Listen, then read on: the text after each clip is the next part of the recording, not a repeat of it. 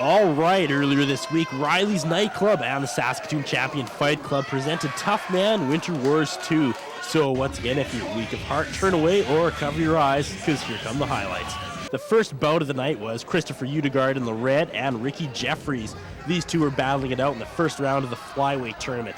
We'll jump ahead. Here's 51 seconds into the third round when pow!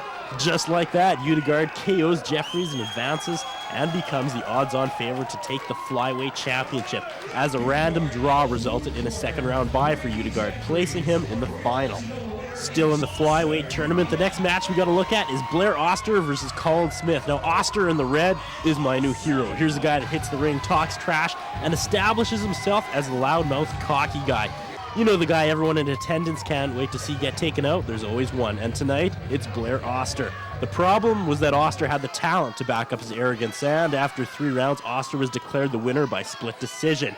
He would get a second round victory later in the night over Ken Martel and meet Yudegard in the final, but we'll get to that match a little later. Moving on, guess who's back? It's the winner of Winter Warz 1, Kernard.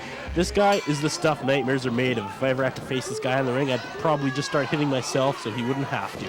Anyway, here he faces Curtis Bear in the first round of the heavyweight division, and 37 seconds into the third round, that's it for Bear. TKO. Kernard advances. As the tournament took an intermission, we were introduced to something new.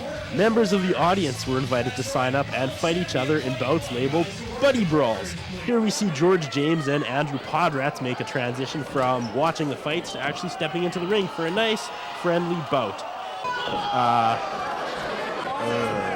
I'm just taking a wild stab here, but I think there is more to this than we knew about. Regardless, when the dust had settled, they scraped Podratz off the ring, and James was declared the winner by unanimous decision. That bout was so entertaining, the staff at Ryley's decided to give it a try. Here we see 2 bouncers step in the ring to go at it. Scott Samulak tears into coworker Mike Shute, and only 25 seconds into the first round, put the kids to bed. Shute gets dropped and takes the paramedics a disturbing amount of time to revive him.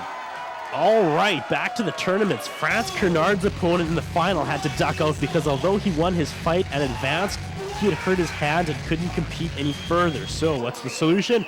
They fed Kernard another one of Ryley's bouncers, and not surprisingly, Kernard comes out with back-to-back wins, taking home the heavyweight championship in both Winter Warz 1 and Winter Warz 2. Moving on in the women's division, the final came down to Sammy Jo Prigotsky and Sharoni Watner. Sammy Jo connects with one fatal blow in the third, and that's enough to make her the women's champion. And finally, back to Mr. Blair Oster as he meets Christopher Yudegard for the Flyweight Championship.